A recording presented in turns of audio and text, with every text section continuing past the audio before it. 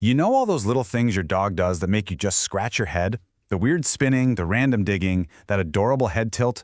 Well, what if I told you they're not just being goofy? It's actually a whole secret language, and they're talking to you all the time. So today, we're going to learn how to listen. So let's start with a total classic, the tail chase.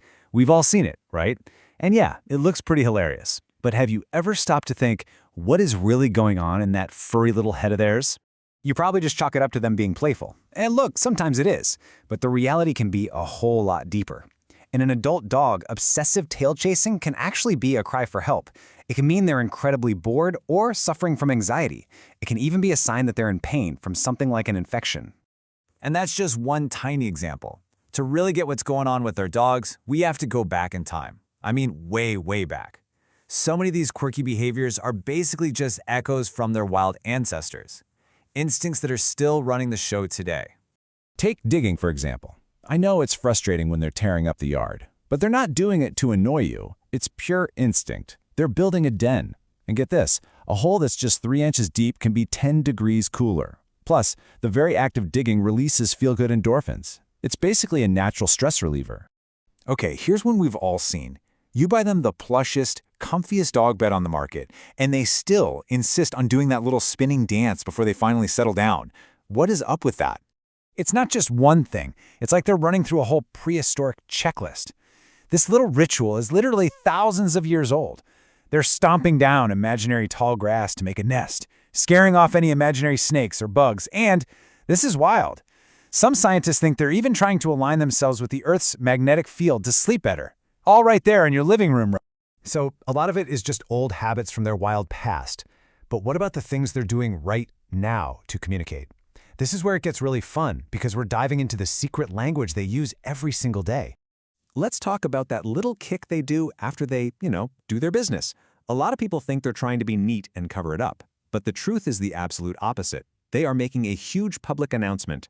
See, they have these powerful scent glands in their paws, so when they kick the dirt, they're blasting out all this information. It's like they're leaving a detailed email for the next dog that comes along, telling them who they are, how they're doing, the whole shebang. Okay, this one is pretty special. You know that big, long, luxurious stretch they do when you walk through the door?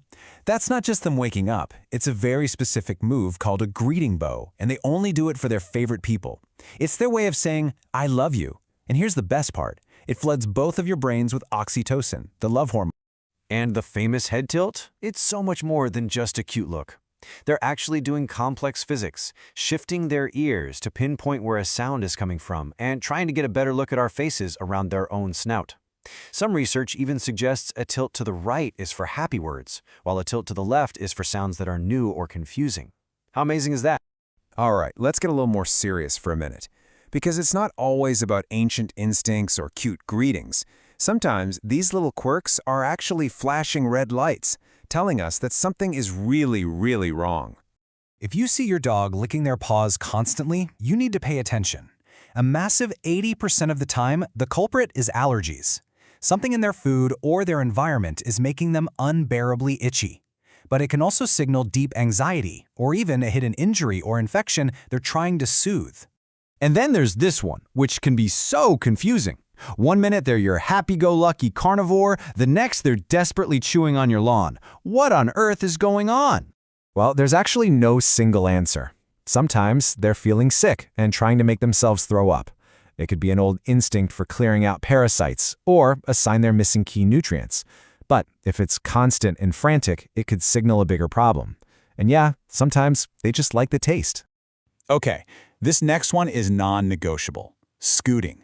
When they drag their rear end across your carpet, it might look funny, but I'm telling you, it's a sign of extreme discomfort.